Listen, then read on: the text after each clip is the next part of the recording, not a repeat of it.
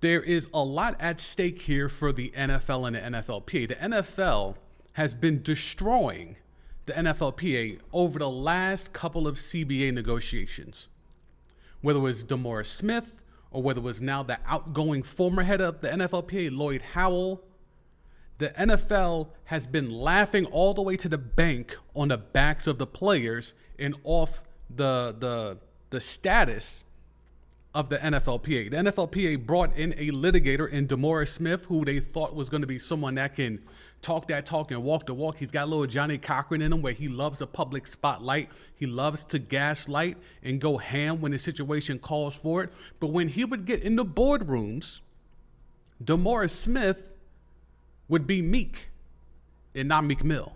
He would be meek in the sense of he wasn't really there to fight for real, for real. But you put a camera in front of him, you put a podium in front of him, you put a microphone in front of him, he'll go crazy. He'll call Roger Goodell all kinds of names. But when it's him and Roger Goodell and 32 owners in them high-level meeting offices, it's a different type of energy. That energy is nowhere near kept. And if you look at the way, and we have data, you know I like to give y'all the respect of doing the information, showing y'all the tea. We're going to get right into it. There's some tea I want y'all to see. I put that in the title. We're going to read some receipts. Let's talk about some receipts, okay?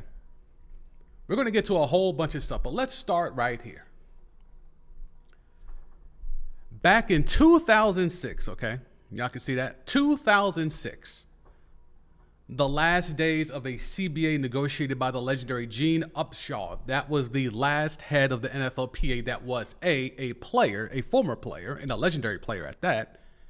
And also the last head of the NFLPA that actually fought for players and fought for their rights and actually had the mindset of, I want the best for my guys by any means. This was the last time the NFLPA had some balls, was when now the late, great Gene Upshaw was still with us. In 2006, the NFL players were getting 57.5% of league revenue. We're going to be doing a lot of math today. I'm giving you that forewarning.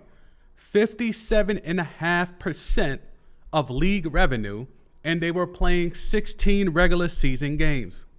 Well, what has happened since then? The latest deal, the last one done by DeMaurice Smith, he negotiated for about 47% of league revenue and a 17-game schedule. So let me get this straight. You were getting a majority of the revenue in 2006. Now in 2020, which was the last CBA, and we'll get to some of the length of terms for these CBAs, which is ridiculous with what DeMaurice Smith has done. It set a horrific precedent. And as someone that has worked in the labor force and worked for a union and has been a shop steward, it is ludicrous what DeMaurice Smith set as a precedent going forward, that any labor executive worth his salt will look at that deal, the deals that DeMaurice Smith has done, and will laugh at them. But we'll get there. You go from 57.5% of league revenue and playing 16 games to now with this last CBA in 2020, when we were in the middle of a pandemic, by the way.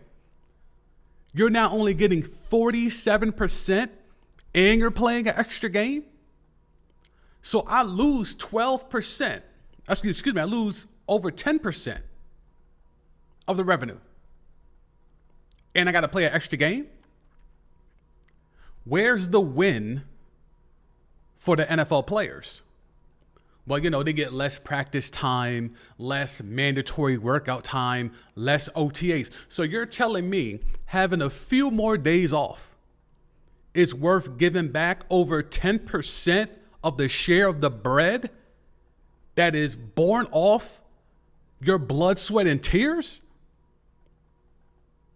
The NFLPA agreed to those terms.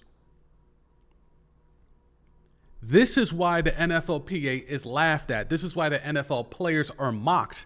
That's why when a baseball player walks in the room, an NFL player got to get quiet.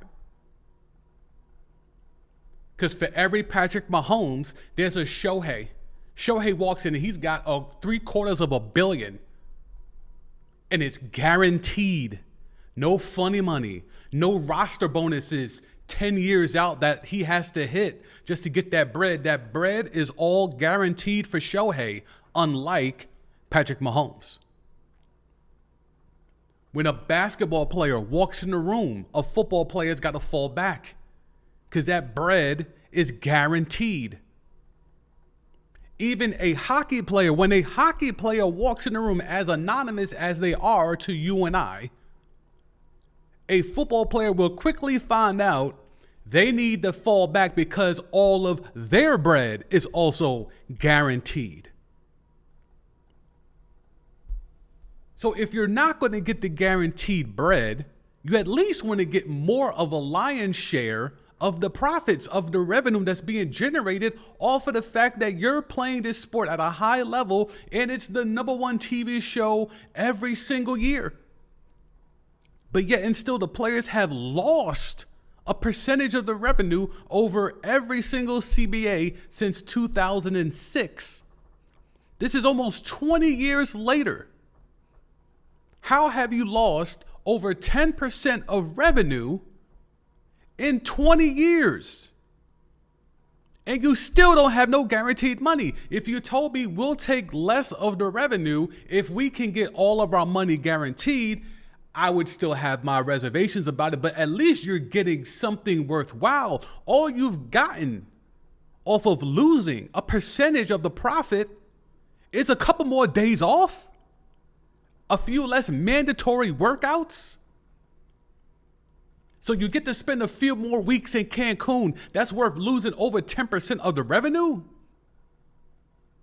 You have Christian Wilkins, who is now a free agent, who is now unemployed because the Raiders didn't like how he rehabbed. He was supposed to get damn near 100 M's guaranteed. He's not even about to get half of that.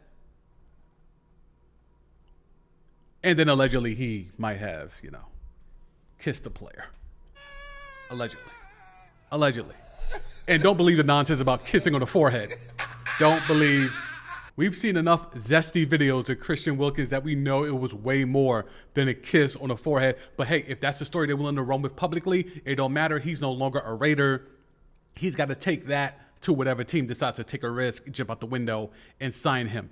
But when you have players that are being cut because they kissed a player on the forehead, that shows you that the players have no power and that their union is laughed at, is mockable.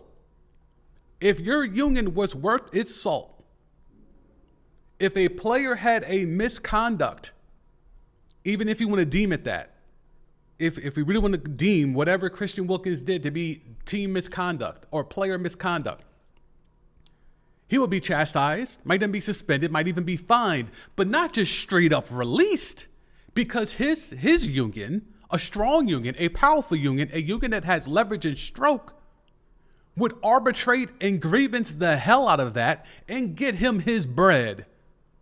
But because the system is set up where the money's not guaranteed, there is no way in hell that Christian Wilkins is going to get all his money. And that's because his union is basura.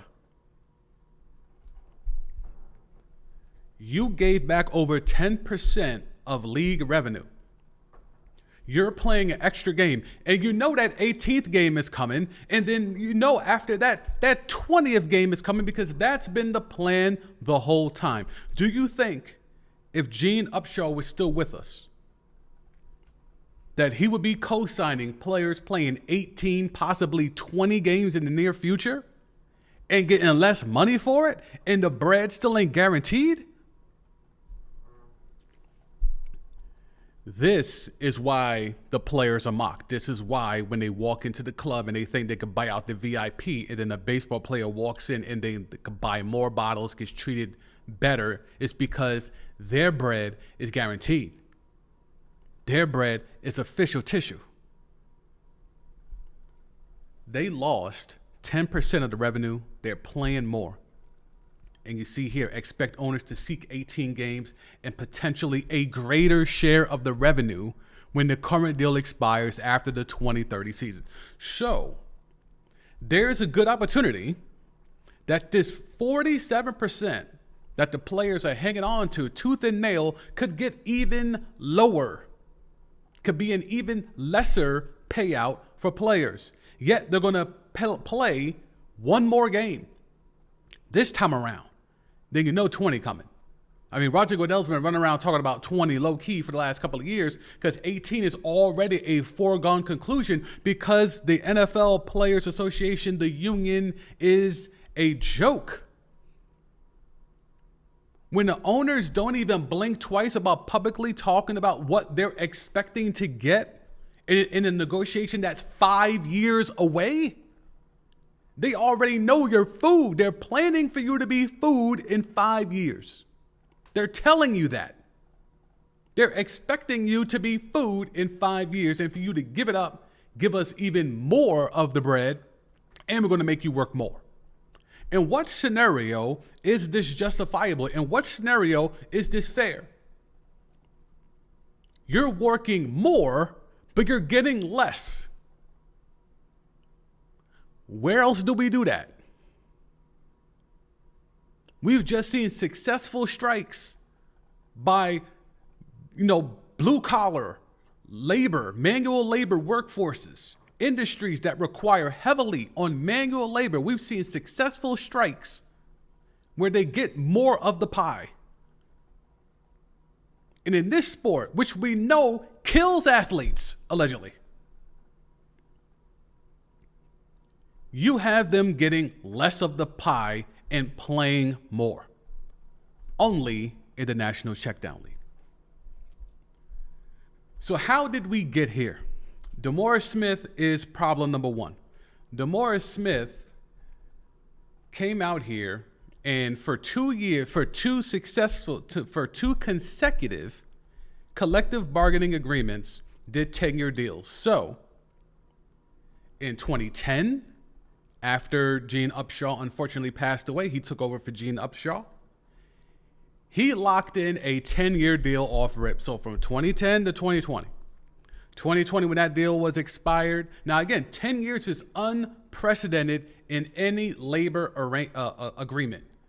That's unprecedented, no matter what sector, whether it's sports, healthcare, any of that. 10 years of peace with no opt-out, by the way. It's not like how these contracts where team option, player option. No. 10 years straight through. Guaranteed success. Guaranteed leverage. The NFL has been able to capitalize off of the fact that the players gave away 10 years of their negotiating power by doubling, tripling, and sometimes quadrupling their value outside of the players. All these streaming rights, all these specialized games where now the NFL has come after Christmas. They're taking over Kwanzaa Eve. They're doing Black Friday games. They're taking it to another level where they're increasing their presence. They want more international games. They have been able to flip multiple times off the backs of the players while the players are locked into shitty deals.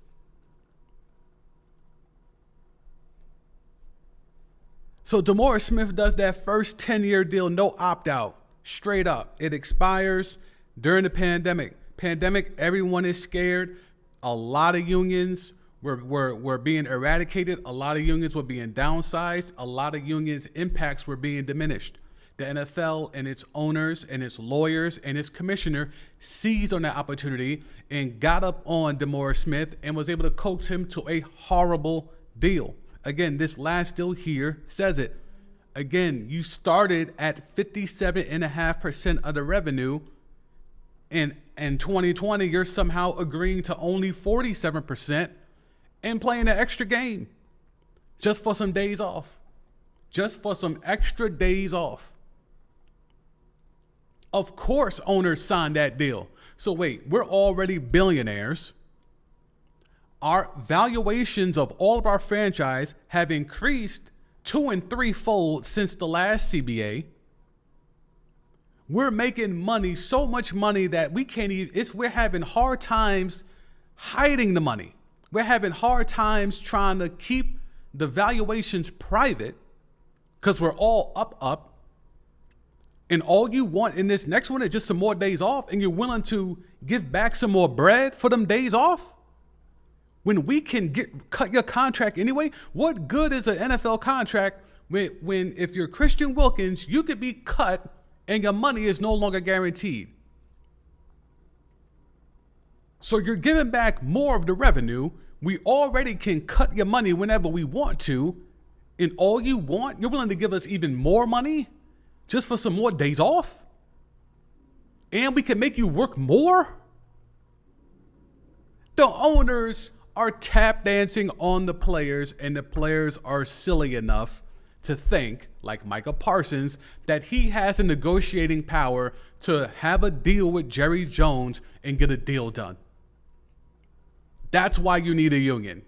Because when you have players who are potting, that think they're part of #NewMedia, that think that they know more than the regular person, when they're getting screwed by a savvy oil man, a savvy billionaire multiple times over, like Jerry Jones, Michael Parsons, you cannot go toe-to-toe with Jerry Jones.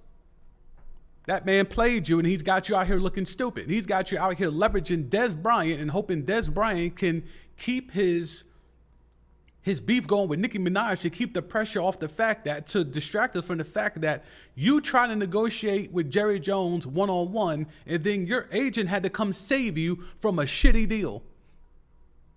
This is what the NFLPA has created. There's such a distrust for its own union that players are trying to negotiate their own deals, and they're being exposed for it. And Michael Parsons is just the latest one. So DeMaurice Smith signs this last deal. Again, another 10-year block, because on the surface it's seen as labor solidarity. The NFL and its players were so kumbaya that we're good for a decade. And while that sounds good on the most surface of surfaces, what it's ignoring is that the NFL is re-upping their media rights every couple of years. And those deals have opt-outs, and they're cashing in.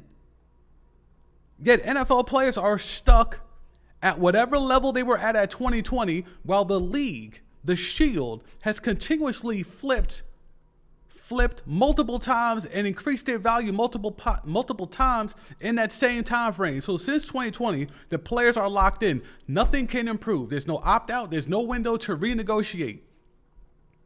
The NFL in that meantime has gotten out of the pandemic, got that value back from the pandemic, and has increased it double and triple fold since the pandemic. Yet the players are not going to get one penny more because of it, because they got locked into a 10-year deal when they had no business to, when there was no reason to. And that's why the NFLPA is by far, if nothing has been proven this summer, it's been this. If you've learned nothing else this summer, let it be this. The NFLPA is one of the worst unions, not just in sports, but in all of labor. All of labor.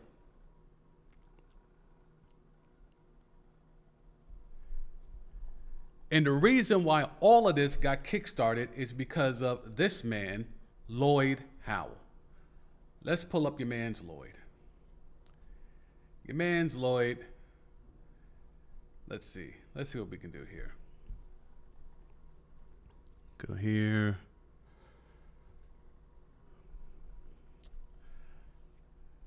All right.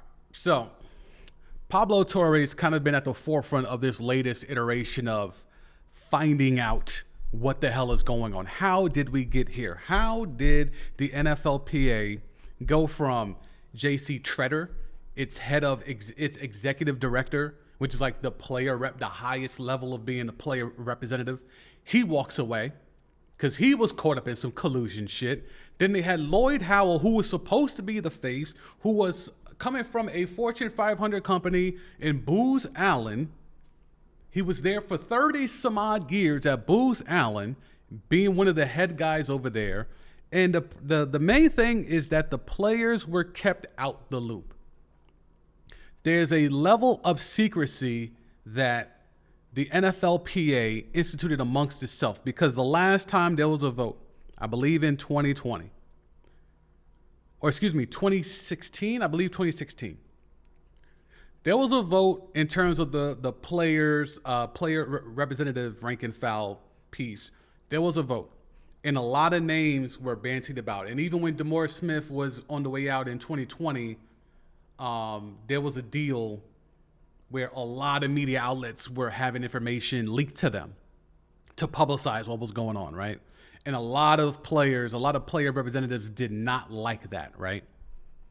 May have the years a little off there, but the fact of the matter is that when DeMaurice Smith was on his way out, there was a lot of folk that were pining for that job. There was a lot of folk that were vying for that job and lobbying for that job, right? When it came down to it, a lot of information was leaked to the media. The players that were still there, the player executives, the player representatives that were still there, they did not like that. And the one person who really did not like that was J.C. Tretter. J.C. Tretter did not like the fact that a lot of information, a lot of the inner workings of the NFLPA got leaked to the media. So he took it upon himself to make sure that everything going forward to be kept on the low. Everything going forward to be under wraps, under lock and key. Nobody say nothing. No leaks, no nada, right? To that point, it got to where when Lloyd Howell was voted in after DeMaurice Smith was kind of ushered out or wanted to step back or whatever, DeMaurice Smith was out. The players' representatives themselves, so each team has one, so 32 player reps. The player reps didn't know who they were about to vote for when they showed up for elections to vote for the head of the new NFLPA, to vote for the new head of the NFLPA. So you're telling me you got 32 player reps who are showing up to do a vote, who are showing up to an election to vote for the person who's going to take over and run their union. And they had no idea who the candidates were until they showed up. That means no vetting. That means no pre-interviews. That means no research. Nothing could be done. It's just, here's the two people, vote for who you want. Who are these people? Well, it don't matter. Vote for them. You got to pick one of them. What type of business is that? I'm a current player rep.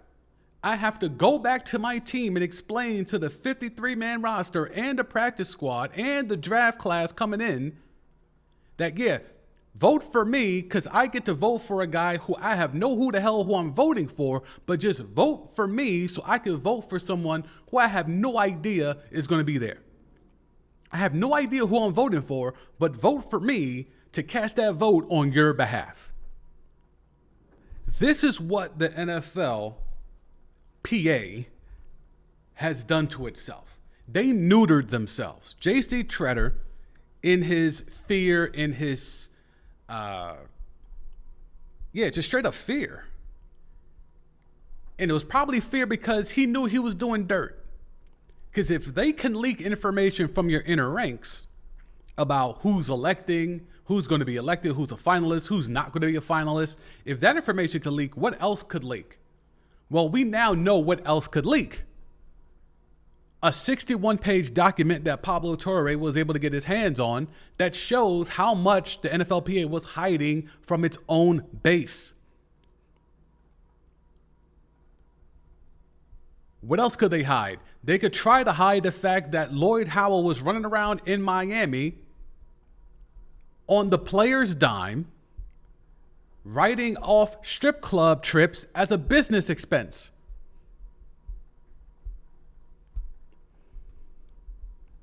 What else could they hide? They could hide the fact that Lloyd Howell at Booz Allen, which is where he was before being elected the head of the NFLPA, he was enthralled in multiple scandals one of which involves a sexual discrimination, sexual retaliation case. I'm not touching that. You can do your Googles if you want to know more about that. But there was also a fraud case on the books. Booz Allen was under federal investigation for overbilling the federal government. Who was the head of finance? Lloyd Howell. So the players elected a known scammer to run their union. Well, in this case, it wasn't a known scammer to the player representatives because they had no idea who Lloyd Howell was or who they were voting for until they showed up for elections. But because J.C. Tretter didn't like the fact that the last election's information was leaked, he kept everything amongst himself, and that included excluding the 32 player representatives. You can't make any of this shit up. It is so much to unearth and so much to try to parse through. This topic is dense. It's dense as hell. But if you follow, you can see how horrible the players are in this spot.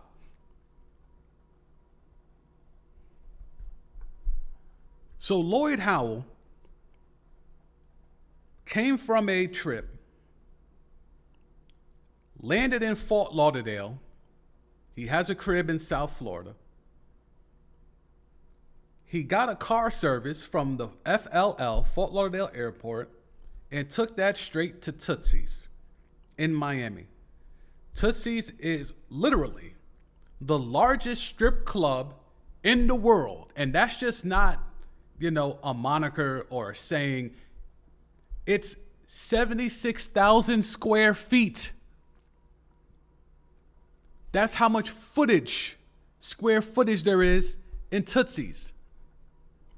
That's where your man's Lloyd Howell, claiming it was a business expense, so he hired a car service on the NFLPA's dime, ran up almost a band alone just in the car service fee, spent certainly more than a band, 8 hours in the strip club,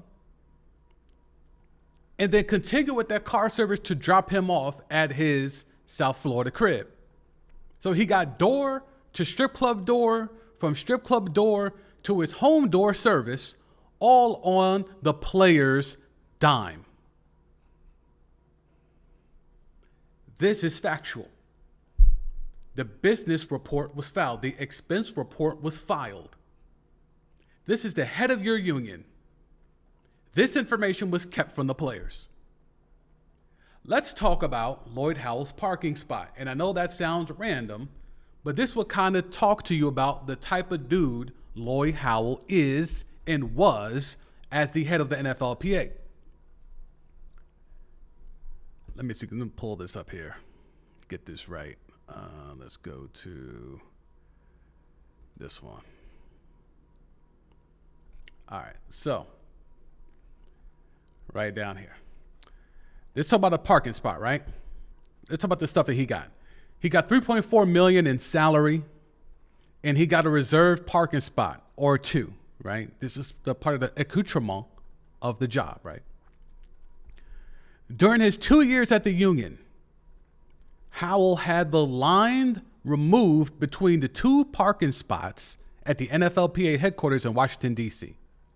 That provided him with a single oversized slot so that he could park his Porsche Cayenne Turbo without fear of anyone dinging the sides. Now, while you might think, he's just a dude that has power and he's asserting his power. Sure. But it continues. He then had the spaces, previously numbers 10 and 11, labeled 32 as an homage to his favorite all-time player, O.J. Simpson.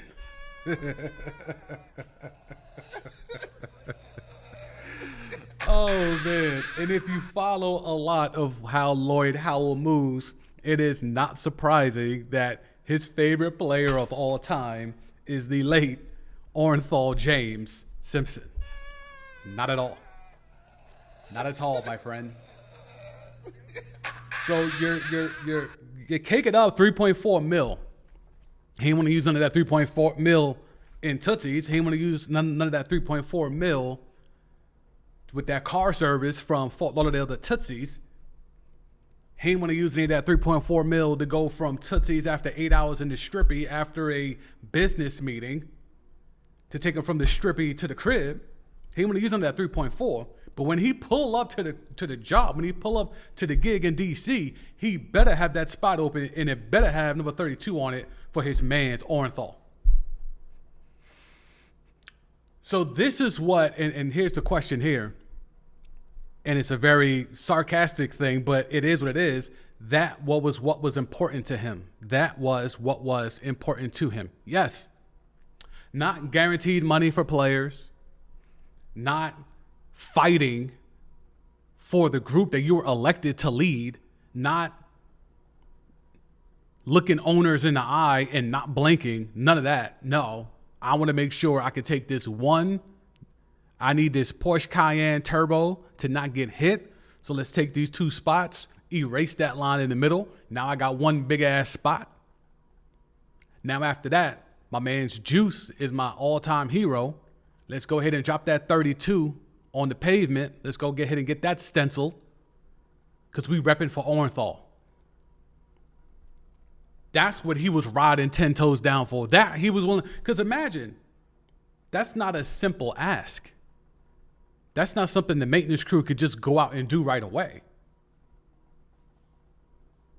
That he went through whatever lengths to make sure that his parking spot went from 1 to 2.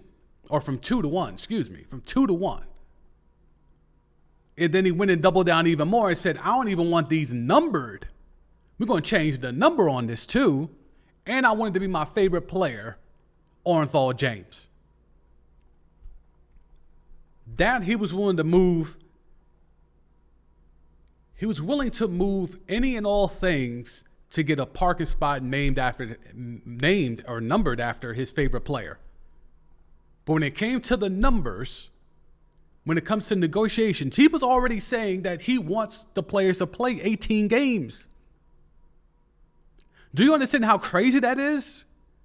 You're supposed to be the union person protecting the players from the owners, yet you're willingly throwing the players into the bosoms of the owners. We haven't even got negotiation was in 5 years. And your man Lloyd Howell was out here saying, yeah, I can't wait. I would love to see 18 games of regular season football. You're already handing them a negotiating move. That's why the owners are walking around expecting 18 and starting to bat their eyes at 20. Because 18 was a foregone conclusion because they have a exec who doesn't really care about the players that he was elected to represent. Because he's only in it for the clout. He's in it for the parking spot. He's in it for the business trips to Tootsies. That's what he was there for. He didn't give a damn about Michael Parsons getting screwed out of a deal because he has no faith in Lloyd Howell, so he feels he needs to go negotiate the contract with Jerry Jones. He doesn't care. He doesn't care that Christian Wilkins could be out here and be a little zesty, and because he might be a little bit too zesty, that could get all his money snatched away. He doesn't care. He doesn't care that second-round picks were in line to get fully guaranteed money. And then one sucker fell for it and didn't take guaranteed money, and then damn near the rest of the draft class had to fall in line like all the prior classes before them. He didn't care that Shamar Stewart was holding out, trying to set a precedent in the fact that I don't want players to have to sign this morality clause in a contract that can void my guaranteed money. Yet there was no union backing him. There was no union that was worth a damn that could stand beside him or stand in front of him and protect him. So Shamar Stewart had to do the only thing he could do. All right, if you give me a little bit of my signing bonus up front, I'll sign the damn thing. And that's what he did. He had to cave because he had no union protecting him. He had no representation worth a damn who could stand next to him or in front of him and protect him from these billionaires who are looking to exploit them. That's the problem with the NFLPA. they hired someone or they elected someone. And again, I have to keep drilling it in. The player representatives had no idea who they were about to vote for. Yet and still, they voted for Lloyd Howell because someone like J.C. Tretter put Lloyd Howell in position to be voted for in the first place. The vetting process was done by people like J.C. Tretter, the innerest of inner circles amongst the highest level of the NFLPA. And now they're all gone. So now how do you fix the problem, right? Clearly, Lloyd Howell showed that he was not about that action. He was not about that life. He didn't give a damn about what the job was supposed to be. He only cared about the perks that came with the gig. Well, I don't know whether it's fortunately or unfortunately, the new head of the now interim, they're saying interim, so we'll let that be what it is. The new interim head of the NFLPA is this guy, David White. Here's the thing with David White. David White was the other finalist against Lloyd Howell. So Lloyd Howell, David White. For whatever reason, they went with Lloyd Howell over David White. Both of them have high-level executive experience, but again, neither are players. Neither have the pedigree or the acumen or the reputation of being a harsh negotiator. Yet and still, this is who was propped up in front of the 32 player reps to vote for. Now that Lloyd Howell is out on an interim basis, and it's hard to imagine that David White is taking his job for the short, but now David White is stepping in as the new interim executive director of the NFLPA. Now, who the hell is David White?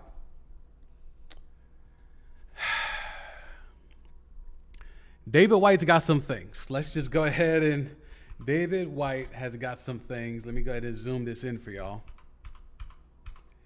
David White's got some things we got to talk about. All right, that's too far. All right.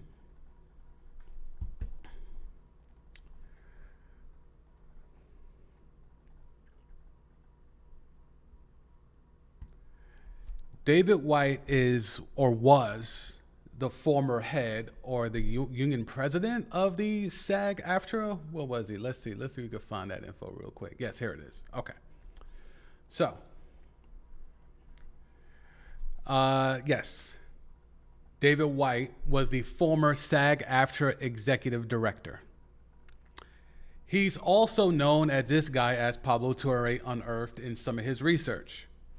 Headline: Open, Secret, and Lies, How SAG-AFTRA Boss David White Misled Union Board on Pedophile Docu. Yes, docu is documentary, okay? Not document. And I know people are doing PDF file. No. Call it what it is. The headline is the headline. How SAG-AFTRA Boss David White Misled the Union Board on Pedophile Documentary. And this is an exclusive. This is from 2015. All of what it took is one Google search. So again, in that election in 2020, the one that J.C. Tretter was fighting so hard to protect because of prior elections where information was leaked, this man had the chance to bring 32 representatives in the room and put forth to them competent candidates to lead their union. They could wipe the slate clean after the D. Morris Smith era and try to clean things up. Yet what they brought in was two candidates, one that was leaving a company while they were under investigation for fraud, of which someone, and this is Lloyd Howell, a whistleblower, went on the record and said, we had all the information of the fraud that was going on, and we brought it to one of our leaders in the finance department, one of our executives in the finance department, who was Lloyd Howell, and brought him the information, and he did nothing with it. The company ended up being fined hundreds of millions of dollars because of that fraud. So that was the one finalist. Now, the other finalist is this guy, David White, who misled his union's board of directors about a pedophile documentary. This is the best the NFLPA could do. This is the best that JC Tretter could offer his 32 player reps. That's it. A dude that was running away from a fraud case by the feds, and another dude who was trying to mislead his own union about a pedophile doc.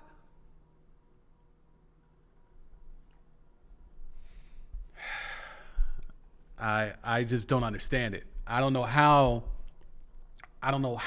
you get here. I don't know how these two finalists were picked. I don't know what the outcome is supposed to be. I don't know what the interaction is supposed to be. But what I do know is this. If you are a player and you are employed by the NFL, you should have next to zero to no confidence in your current union. There is no reason to have any faith. If I'm the players, and there's been some inklings of it, there's been some whispers of this, but if I'm a player, why am I paying union dues? Why? I showed you the data earlier where players back in 2006 were getting 57.5% of the revenue. And now, heading into the negotiations in 2030, that number is all the way down to 47%. And the owners expect it.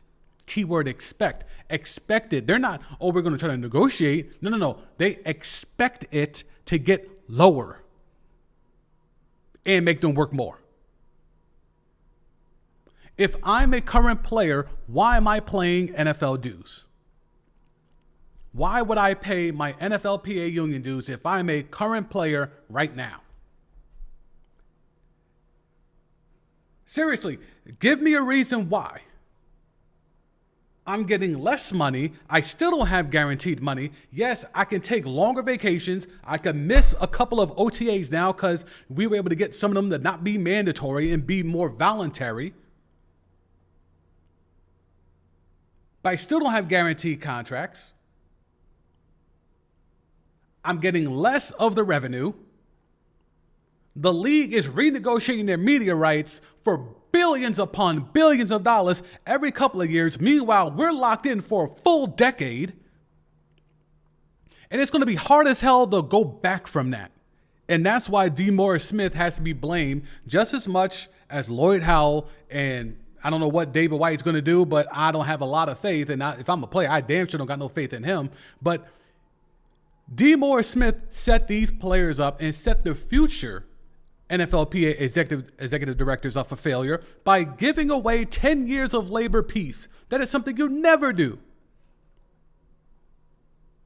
When I was in healthcare and I was part of the union there, we would have never done a 10-year deal. Not without an opt-out or a couple of opt-outs. You do a 10-year deal, maybe every 3 to 4 years we revisit and see if we want to opt in or opt out. D. Morris Smith gave back-to-back 10-year collective bargaining agreements with no opt-out. That handcuffs the player's value. That handcuffs the player's leverage.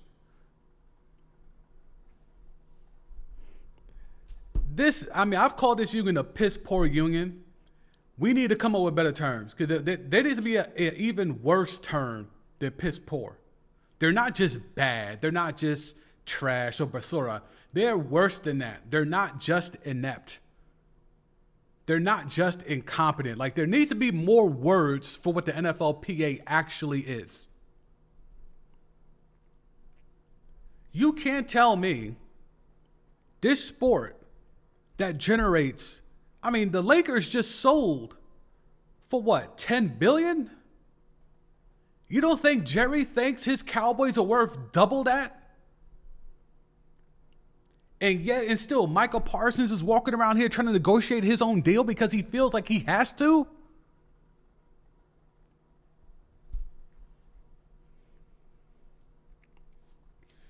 This union, make up whatever negative superlative you want. Make up any negative connotation you want. And I'm telling you, it's probably worse than that. It is exactly worse than that. You have Bryce Harper. Did any of you catch what Bryce Harper baseball player, for those who are not hip. Bryce Harper went to his commissioner, impressed him. Rob Manfred, the MLB commissioner, was making his rounds. He visits all the teams in baseball, just kind of, touch base and, kissing hands, kissing babies, shaking hands and kissing babies, right? That's what Rob Manfred's doing. But MLB also is coming up on their collective bargaining agreement. They're not 5 years out like the NFL. They're not that stupid, right? Major League Baseball has one of the strongest unions in all sports and damn near the entire workforce, no matter what industry. MLB is one of those. So we're about to get into the contrasting. Let me come up the screen here. We get into the contrasting of what it is, a tale of two unions, right? In baseball, you could have Bryce Harper, who has the commissioner walk into his clubhouse. He's talking, he wants to get the floor, and he's addressing the entire team. And in the middle of his spiel, Bryce Harper, who is one of them, superstar player, MVP, all of that, champion, all of that, he goes out and says it with his chest. Don't you even bring up salary cap up in this clubhouse. And if you do, get the fuck out of my clubhouse. That's the energy that Bryce Harper was on to his own commissioner.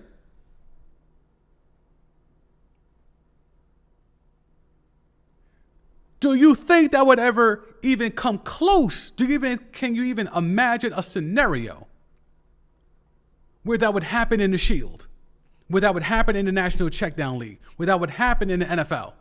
No. All these tough guy players, all these gangster players, the Greg Hardys of the world, all these guys that think that they're tough, that think that they got that mindset, that think that they can walk down the block and crash out and folk gonna run away. But when that octogenarian walks in, when that elderly billionaire walks in, you bow down. When Raj walks in, because he gave you a real dap on draft day, you bow down. When that billionaire walks in that room, you don't start shucking and jiving, no matter how 6'7", 330, 5% body fat. When that elderly billionaire walks in, you start shucking and jiving.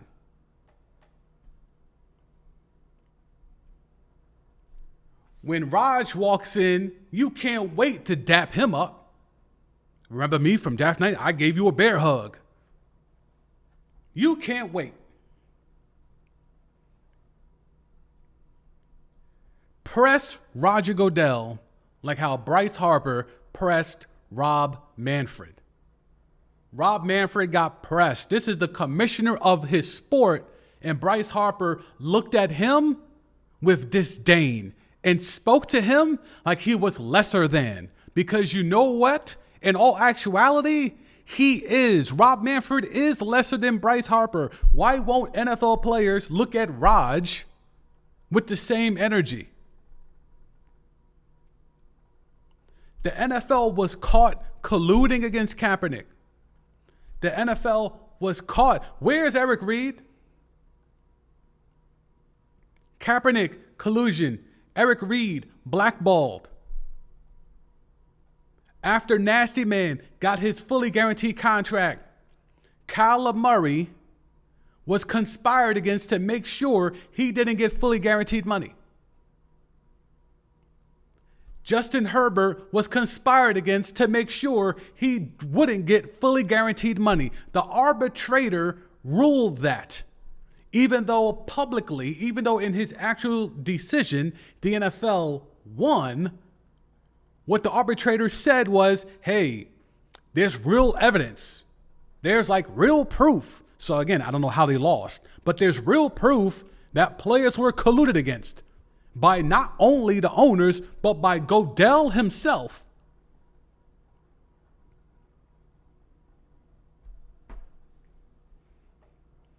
So Kaepernick colluded against. Eric Reed blackballed.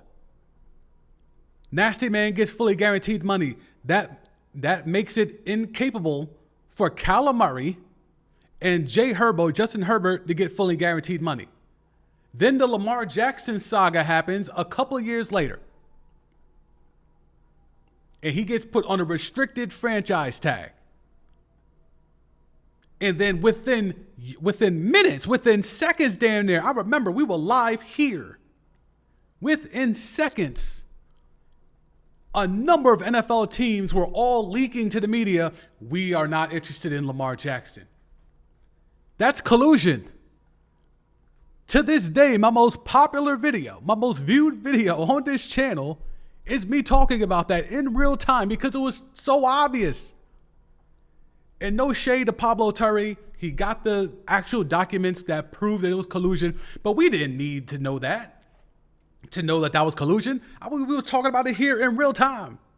We were talking about it here in real time like, yo, this is collusion. I know collusion when I see it. I don't need a 61-page doc leaked to me to confirm it.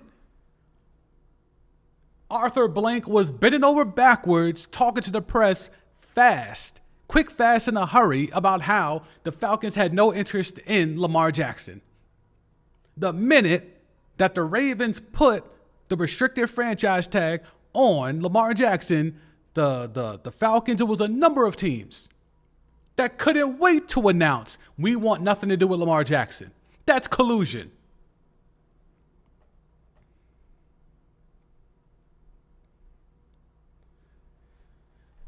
Find a way to tell me why, if you're an NFL player, you should have confidence in that system when you have players that have been blackballed, players that have been colluded against. Future deals were affected by this collusion. Kyler Murray and Justin Herbert could have gotten more money, could have gotten guaranteed money, but the owners were openly... You want receipts? Here's more receipts. The owners for both the Chargers and the Cardinals were congratulating each other on how they were able to limit the guarantees on Kyler Murray and Justin Herbert's contracts. They were celebrating with each other. And again, this was after Nasty Man. So there was an attempt. The Shield, Godell, and his minions put out a deck talking about what would happen if the owners continue this trend and only make this an anomaly. Make this Nasty Man, Deshaun Watson thing an anomaly.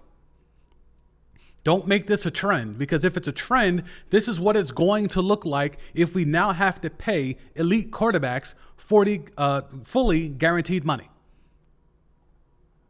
There was a whole PowerPoint built around that concept of we need to find a way to not give these players fully guaranteed money and or stop giving these players fully guaranteed money. And the owners listened and then congratulated each other for following through. Why are you paying union dues? Your union is not protecting you. Your union dues is supposed to be to keep the union afloat, to keep fighting on your behalf. What have I talked about? Whether it's from having 57.5% of the revenue in 2006 to where it's 47 heading into the CBA in 2030. From going from playing 16 games to soon to be playing 18 games and maybe 20 not long after that.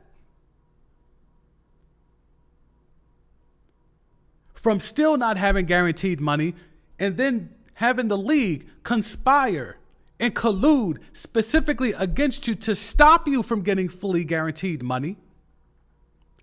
What am I paying my union for? What benefits have I received as an NFL player from my union? What rights have been protected? Christian Wilkins lost his bread because he got too zesty in the locker room, allegedly. Michael Parsons has to negotiate his own contract because he doesn't feel confident with those around him, not even his own agent, who had no idea Michael Parsons was negotiating one-on-one with Jerry Jones.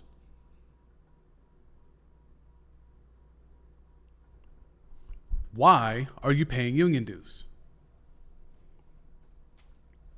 Your union dues were spent to send your now former head of the NFLPA with a $800 car service trip that sent him from the airport to Tootsie's, the world's largest strip club. He ran that up for 8 hours. Then after he finally got his nut off, then got taken from Tootsie's to his crib in South Florida. All on the player's dime because it was written off as a business expense. Again, what are you paying your union dues for? What rights are being protected? What privileges have you received by proxy through the work of the NFLPA?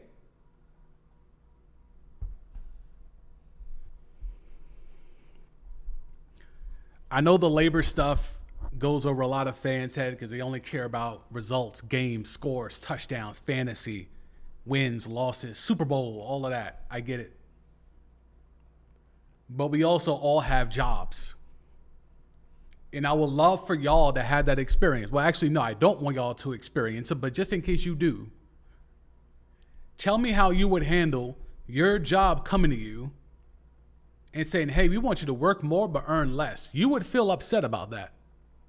Yet somehow when it comes to sports and athletics, just because the money is more, we don't keep that same energy. When someone's making $30,000 a year and the boss wants to knock you down to $25K and wants you to work more, oh, we feel bad. But when a player is making $10 million, but that $10 million is really $4.5 million, we don't feel bad. You know, like it's still $4.5 million. Yeah, but the deal says 10. Well, I don't care. 4 million. Give me that 4 million. Yeah, now do all the work that player had to do to get what he thought was the 10 mil. And then come down to the 4. And then be all good with it. Eat that shit with a Coke and a smile. Go ahead.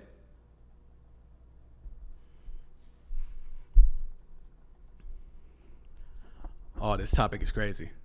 This topic is crazy. There's so much more. What the WNBA, you know, I'll save that. The WNBA, there's a lot going on with their upcoming collective. The WNBA and Major League Baseball are handling things how a union is supposed to. The WNBA PA and the MLB PA are doing things that the NFLPA should have been doing. NFL is king in this country. NFL makes a shit ton of money in this country, yet for whatever reason, their union is the weakest. I don't know why their union is the weakest. It certainly starts at the top with the leadership, but then it seems to be a system, an inept system that's in place in terms of the rank and file, in terms of the player representatives, because even though when they showed up to vote, let me pull this back up on the screen. Even when you pulled up to vote and you didn't know who the finalists were, and then you realized it's Lloyd Howell and David White, no one thought to Google their names? This is from 2015. This election was in 2020.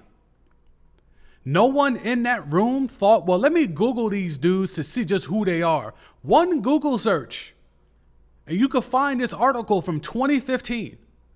So maybe this is why David White lost out to Lloyd Howell, because one Google search and this does pop up. Although Lloyd Howell, a Google search and the whole thing about him and Booz Allen and the feds pops up as well.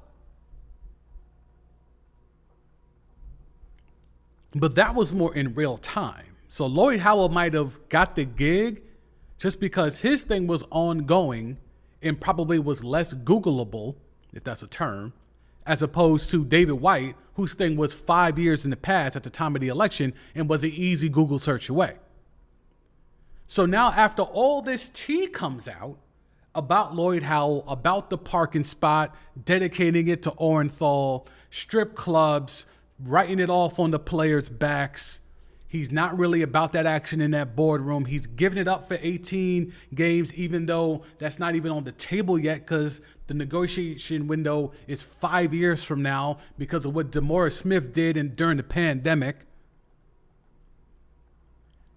You spin the block on the guy who lost to Lloyd Howell and elect him to replace Lloyd Howell?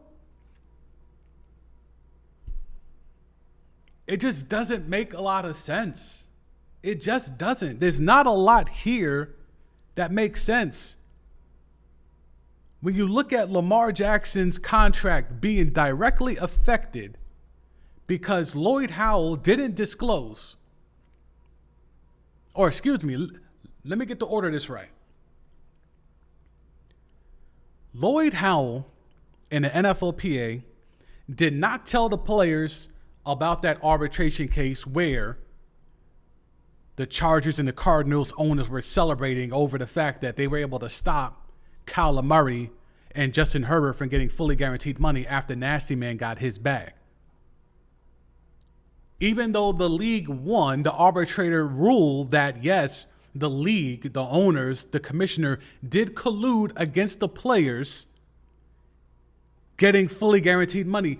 And the union said nothing. Lloyd Howell did not take anything to the press. Lloyd Howell did not leak anything to the press. Lloyd Howell did not put out a press release. Nothing. The players had no idea. Then the Lamar thing happens. And so the players, the NFLPA files another grievance. And then before that case could get going, before they could start to dig in and find evidence that, yes, Lamar Jackson was colluded against, which, hello, if you were around during that time, was clear as day to see, that case was magically pulled. That grievance was pulled. Who has the power to do that? The head of the NFLPA, Lloyd Howell. So Lloyd Howell didn't tell the players that they won, even though they lost on record. They won because there was actual evidence that suggests that the league colluded against them. So now let's take that tea, let's take that proof and run with it and leverage it. No. Lloyd Howell decided to do nothing, just like he decided to do nothing when he was at Booz Allen and he was handed information showing that, hey, the feds might be coming because we've been overbilling. And he did nothing then at Booz Allen, and he did nothing when he was handed evidence that the owners and the commissioner were openly colluding against his players that he was elected to protect, colluding against them.